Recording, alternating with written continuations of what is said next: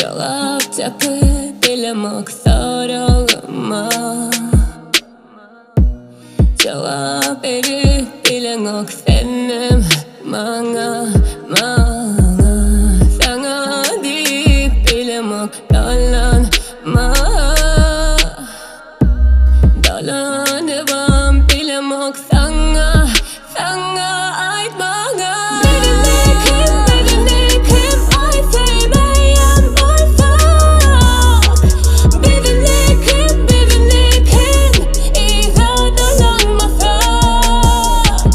Birini kim ay sevmeyen varsa. Birini kim seyle olunmasa.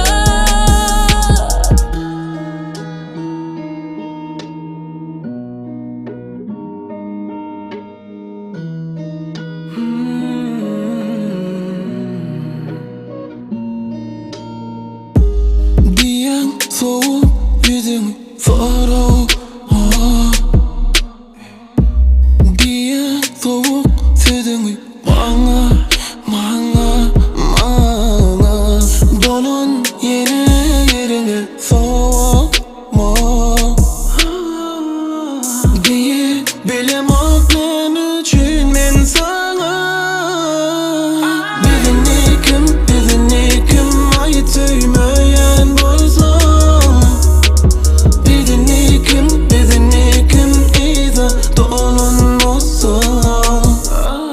Birini kim ait söyleyen bolsa. Birini kim iza dolanmasa.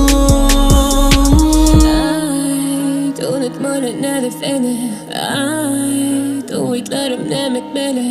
Ait ezin unutma.